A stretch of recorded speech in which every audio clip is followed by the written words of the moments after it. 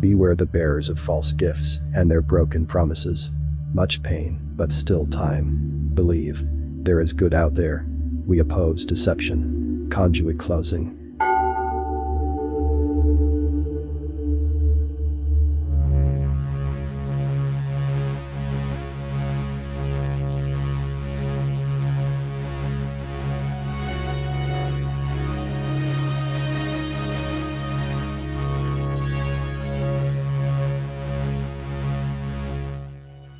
From Chief of Operations. To all governments, militaries and citizens of Earth. Subject: the awakening of the old gods from stasis chambers. This is an official SSP Alliance release.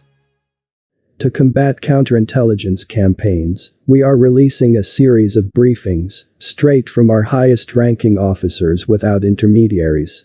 We strongly recommend that you disregard information that is not coming directly from us. The disclosures we have brought forward have been compromised. Fake secret space program veterans, super soldier imposters, and ET contactees have released considerable misinformation. To keep humanity from fighting for freedom, with a false sense of security, they are peddling the narrative that the Mars colonies, Moon, and Antarctica bases have been liberated from the gray alien and reptilian forces. In our last briefing, we described the Global Galactic League of Nations, GGLN, Declaration of Independence, from the interplanetary corporate conglomerate, ICC, and associated Earth governments. This briefing will describe ICC's meeting with the pre-Adamites and awakening the old gods from their stasis in Antarctica. In early November of 2021, the Mayans held a meeting on board their vessel, equipped to breach highly secure facilities and cities of the Orion Group. The meeting participants included the Ansher delegation, SSP Alliance Council members present in prior reconnaissance missions, Gonzalez, 4 Mayans, the Zulu Elder Emi, and Goode. The Mayans had the ICC under constant surveillance since Emi's appearance at the secret ICC meeting weeks prior at the Lunar Operations Command, LOC. After Emi and the New Guardians delivered their message to the ICC met with the Orion Group and rogue members of the Super Federation. They decided to expedite implanting humans on Earth with their technology to convert them to a new one-world transhumanist religion. The ICC leadership and the intuitive empaths that attended the meeting felt fear and insecurity within the attendees, prompting the ICC Super Board to take a drastic course of action. The Mayans observed a large ICC delegation traveling from the Moon to Antarctica, where excavations decades prior revealed an ancient city with the remains of 3 large motherships. These ships belonged to a group of pre-Adamites who created a large civilization on Earth that lasted over 50,000 years before the appearance of modern humans. The pre-Adamites had a vast empire on a planet called Maldek, a planet referred to as a super-Earth by astronomers. Maldek was much larger than our Earth, with a stronger gravitational field and atmospheric barometric pressure, and had multiple moons in orbit. One of the moons was habitable and terraformed by tall human-like beings with large skulls. Another group of beings, with its own royal family, moved to the habitable moon and established a parallel kingdom and civilization. After thousands of years, this group started evolving into a slightly different, shorter phenotype.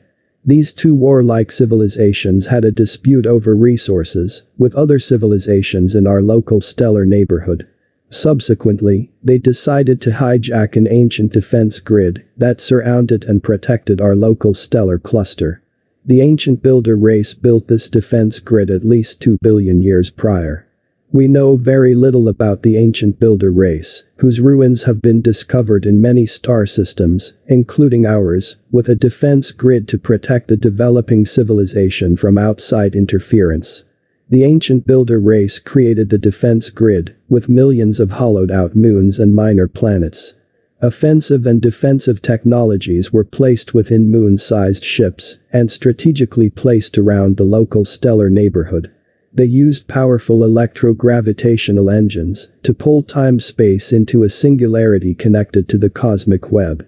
The cosmic web is an electroplasmic channel of energy that connects all galaxies and star systems within them, both in subspace and space-time, as electromagnetic filaments. The ancient builder race's defense grid tapped into and fed the cosmic web with a frequency that prevented its portal system from connecting outside of the defense grid. Any ships or probes that tried a local stellar neighborhood were pushed back by non-lethal means. The defense grid prevented countless genetic farmer races from entering star systems and harvesting their genetics for experiments. The pre-Adamites hijacked one of the hollowed-out moons that were part of the ancient builder race defense grid and anchored it in Maldek's orbit. They had generations of scientists with their families stationed on this moon, which served as a massive satellite space station. The scientists studied the hollowed-out moon for hundreds of years and redesigned it to include family housing for future generations. When the pre-Adamites hacked into the defense grid, they discovered it was powered by a stable supergate portal closest to our solar system that connected neighboring galaxies. With a defense grid in place, its address would only loop back on itself or through natural portals in other local star systems. The pre-Adamites were aware of the natural micronova cycle of each star in our galaxy. They developed the ill-conceived plan to use the ancient defense grid and its power as a weapon against their stellar neighbors. They planned to release the full power of the supergate portal system directly into the cosmic web.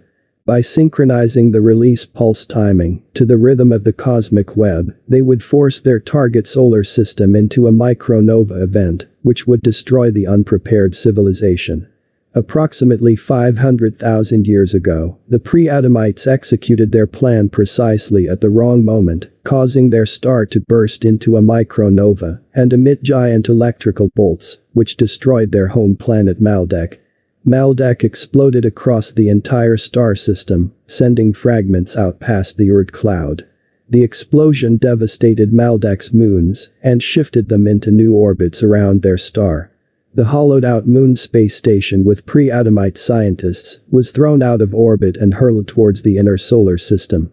The micronova event destroyed most technologies on their massive space station. They managed to navigate and tidal lock the station to planet Earth, creating our only moon. Many pre-Adamites were killed, but those who survived repurposed the extensive infrastructure created by the ancient builder race to preserve their civilization and culture. They also began creating colonies on Earth in the Antarctica region, where they found remnants of the ancient builder race underground cities with ancient technology. The moon served as a base to oversee and monitor their new settlement project. Another group of survivors of the initial explosion were the pre-Adamites living on one of the terraformed moons in Maldek's orbit. After the destruction of Maldek, this moon became our planet Mars.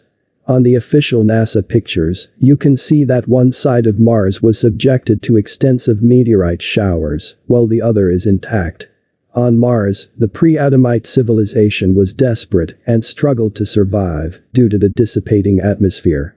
Eventually, the royal family and scientists determined that the sun would experience micronova again as part of its natural cycle and strip Mars of its remaining atmosphere.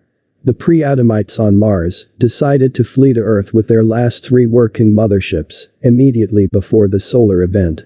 The occupants of the moon were desperate to evacuate as many of the moon's inhabitants as well. The 3 motherships made numerous trips to ferry their people to the new city in Antarctica, but did not have time to rescue everyone. The 3 motherships were on their way back to Earth after loading a group of individuals when the micronova occurred, resulting in catastrophic damage to the 3 ships and causing them to crash land near the new capital city. They immediately began to cannibalize the materials and technology to build the city that would be the new capital for their new civilization on Earth.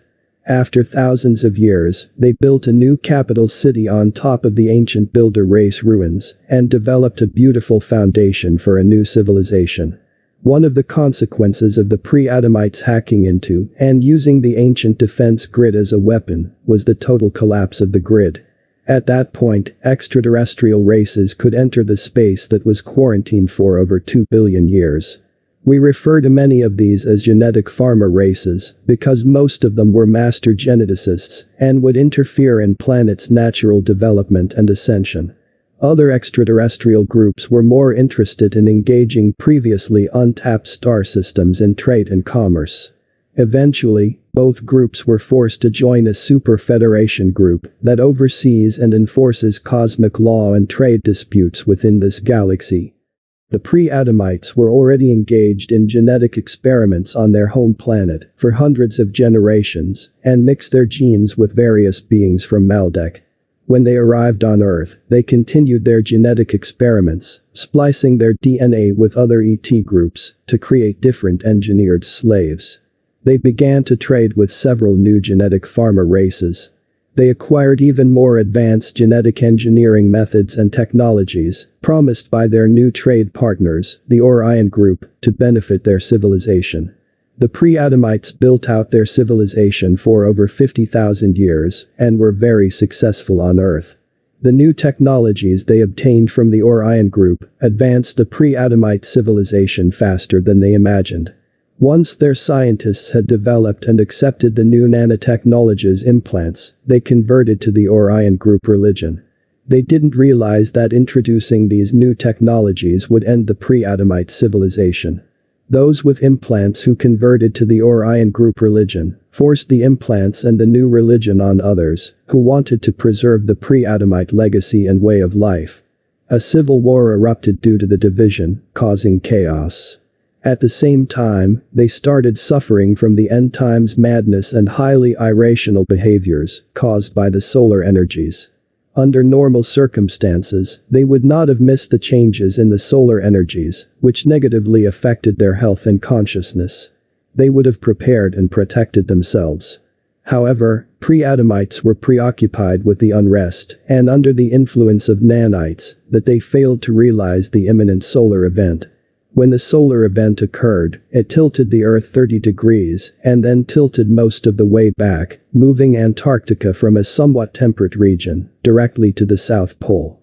A colossal ocean wave sloshed out of its basin and covered Antarctica, flash freezing the continent into solid ice. Less than 300 pre-Adamite royals and scientists made it to the stasis chambers on the remnants of 3 motherships. They also managed to save some genetic creations in stasis chambers on adjacent floors. The first floor of the stasis chambers housed chimera red-haired giants and other genetically mixed beings. The second floor held scientific and engineering casts of the pre-Adamite civilization. The third, lowest floor, was reserved for the royal caste. This floor was most insulated from the solar event. Additionally, deep underground cavern systems were populated with a priest caste, the custodians of the frozen city. They passed cultural traditions, secrets, and instructions on stasis chamber and pod maintenance to future generations. However, many of their secrets and practices were lost due to the custodians' hardships and shallow genetic pool. On Earth, the ICC and ruling elites practiced the old religion and traced their lineage to the pre-Adamite bloodlines. They call the pre-Adamites the progenitor race and worship them as the old gods of Atlantis. This old religion ultimately came from the Orion Group when they influenced the pre-Adamites thousands of years prior. The practice of the old religion and worship of progenitor gods predisposed the ICC to the Orion Group temptations, including advanced technologies and religion that mirrored the old religion they already practiced. Since the pre-Adamites destroyed the ancient defense grid around our local stellar neighborhood, they broke the quarantine, allowing the Orion Group access to Earth. Because of their actions, the pre-Adamites were responsible for the negative timeline on Earth. After their secret meeting on the Lunar Operations Command, the ICC Council determined that the Orion Group could not avoid the cosmic trials, which the Super Federation would oversee, as ordered by the new Guardians. The ICC Council traveled to Antarctica to consult with the custodians. While on board the Mayan reconnaissance craft, we observed a small group of the pre-Adamite custodians, dressed in ceremonial robes, walking into the bottom floor of stasis chambers, which entombed the royals, below 2 miles of the ice sheet.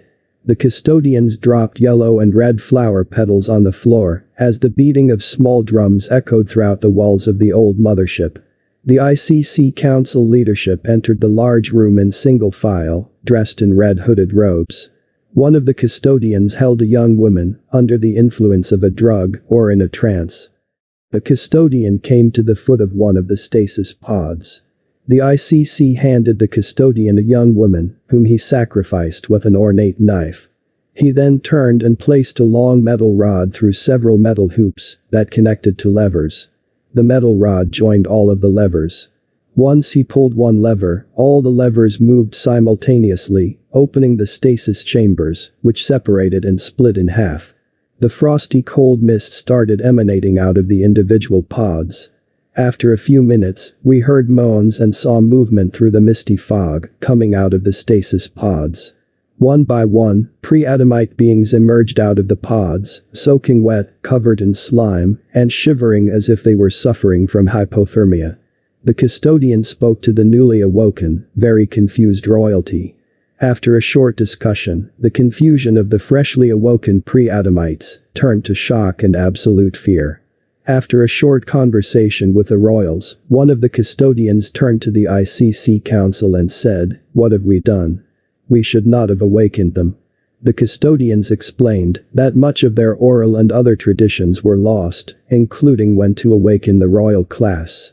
The pre-Adamite royals used AI technology to predict the probable future on Earth.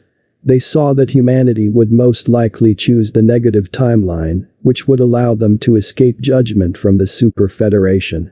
The custodians explained that if the royals were awakened early, it would indicate that their probable future predictions were incorrect and an unknown timeline would develop.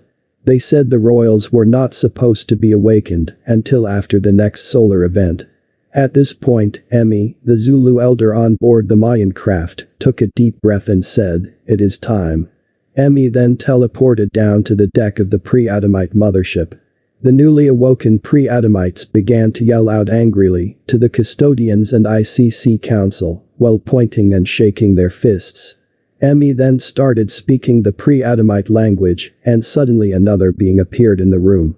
It was one of the Super Federation groups we call the Shining Ones. They were over 8 feet tall, had luminescent white skin, white curly hair, and eyes with eyes that glowed like the lid end of a cigar.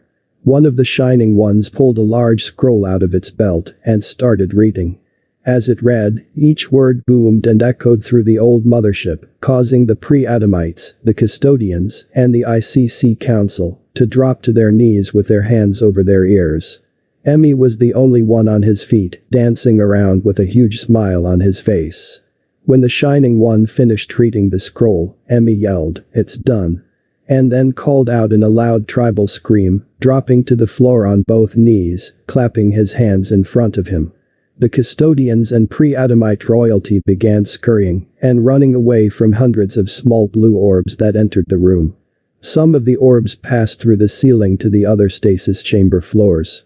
The blue orbs swooped through the room, absorbing up pre-Adamites and their genetic creations from the floors above. Emmy then addressed the ICC. He said, "The cosmic trials from the old solar cycle are now underway. Woe to those of you who will be tried for this one."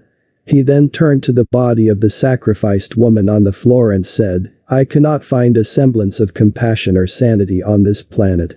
This was completely unnecessary."